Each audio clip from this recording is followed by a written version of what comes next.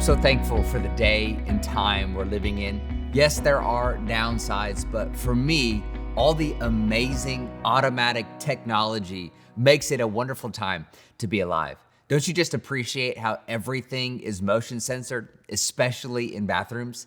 I hate touching things in bathrooms. I love automatic toilets, automatic soap dispensers, and automatic paper towel dispensers. Everything but the door is motion censored in a bathroom, which is why I always use a paper towel to open up the door. You know, I love that grocery stores have automatic doors that open when you walk up. I'm ready for the cars that drive themselves too. I know some people are scared about cars that drive themselves, but don't be. I mean, have you ever walked into a grocery store and the automatic doors just closed on you and trapped you in the door? No. Now imagine that automation technology improved by millions, right? That's what they are putting into these cars. See, when you go to the grocery store, would you rather have two guys manually operate the sliding door? They manually open and close the door as you and your family are trying to walk in, right? One of the guys is, on his phone, texting somebody while the other guy is high as they open and close the door. Would you want that? No. And yet that is exactly what is happening around you all the time when you drive. So I think we're gonna be okay with automatic cars. I can't wait to see what they come up with next when it comes to automatic technology. But one of the things that we can't automate is following Jesus. Like, just because you're a Christian, it doesn't automatically make you a follower. You can pray a prayer and be a Christian. But if you want to be a follower of Jesus, you actually have to move. See, following Jesus isn't automatic. It requires you to move into action if you want to follow him. And Jesus' desire for us is that we would choose to follow him. In Matthew 4:18 through 20, we read this.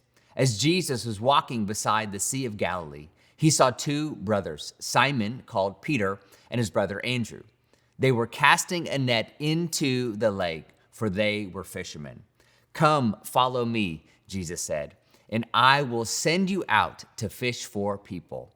At once they left their nets and followed him. It seems like when Jesus came up to them and said, follow me, that it was a cold call, that it was as if they had never met Jesus before, and he just kind of walks up to them and says, follow me. And either Jesus was really compelling or they had no sales resistance whatsoever because they immediately left everything to follow him. But that was not their first encounter with Jesus. Jesus had been living and teaching in this area for a while, and so they knew who he was. See, back then, spiritual leaders would invite people to follow them, to become their disciples. A disciple was like an apprentice. If you said yes, it meant that you would go and follow that person and how to live your life from that person. And that's what happened here in Matthew 4. When Jesus called Peter and Andrew, he didn't say, come and believe in me. Jesus said, come and follow me. And it's no different today. The call of Jesus is not for us to become Christians. It's for us to follow him. Now, there is nothing wrong with the word Christian. The word Christian means little Christ. If you are a Christian, it's supposed to mean that your life so resembles the life of Jesus that you're a mini version of Jesus. And that's what the word literally means, but that's not what the word has come to mean in our society today. In our society, when we think of the word Christian, we think a Christian is a person who believes certain things about God, Jesus, and the Bible. Do you know that 85% of Americans call themselves Christians? But if you look at that group and see how they live, it's not very encouraging. The research shows that people who call themselves Christians are no more likely to give money to charity. They're no more likely to help a homeless person on the street. They're no more likely to correct a cashier if somebody gives them the wrong change. The divorce rate among people who claim to be Christians and people who don't is virtually the same. In fact, the Barna Group did a survey of 152 different character traits, comparing the general population to people who call themselves Christians, and they found no difference between the attitudes and actions of those who call themselves Christians and those who don't.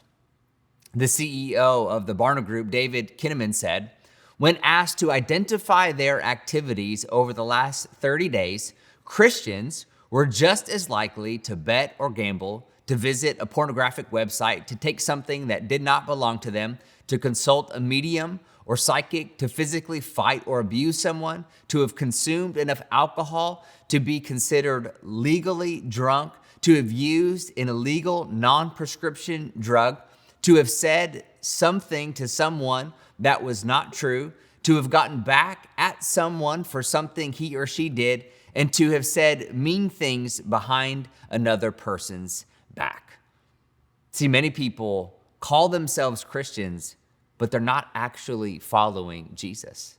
Today, Christian is what 85% of people in our country call themselves, but they don't actually follow Jesus. Because following Jesus involves denying yourself. Matthew 16:24, then Jesus said to his disciples, if anyone wants to become my follower, he must deny himself, take up his cross, and follow me.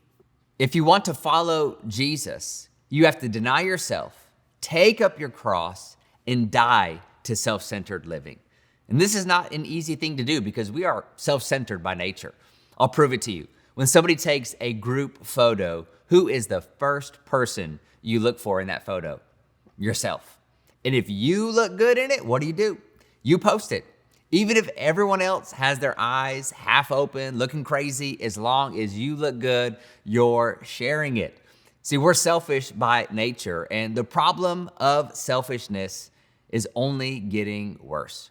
You know, it used to be when you asked kids in elementary school what they wanted to be when they grew up, they would say things like, firefighter, teacher, astronaut, doctor. Now, the most common answer is famous. Famous for what? They don't care. They just want to be famous. And when asked what they wanted to do for a career, 54% of teenagers said they wanted to be celebrities. Newsflash, celebrity isn't a career. See, they don't care what they're famous for. They just want to be famous. They just want to be the center of attention. But if you want to follow Jesus, you can't be the center of attention. Jesus said it this way in Matthew 16:25. For whoever wants to save his life will lose it, but whoever loses his life because of me will find it. If you try to find life by living for yourself, you'll lose it. But if you lose your life to follow Jesus, you will find real life. A life filled with joy, peace, meaning, and purpose. But that kind of life isn't found in merely believing in Jesus. It's found in following after him. Following Jesus is where true life is found. In order to follow Jesus, you have to move. In your daily readings this week, you're gonna learn about some important next steps if you are going to follow Jesus.